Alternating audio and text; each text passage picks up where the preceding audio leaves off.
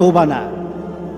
যারা এইভাবে তওবা করে তাদের তওবা আল্লাহ বলেন লাইসাতিত তওবা, এটা তওবা নয়, এই তওবা আমি কবুল করি না।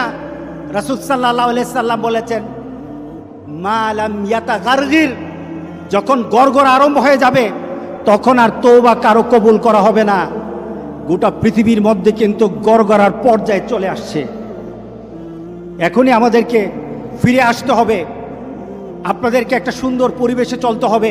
যেটা বলা হয়েছে আমাদের হাত পা মুখ এগুলি সবসময় আমরা ধোবো, আমরা একটু পরপর হাতগুলি ধোবো।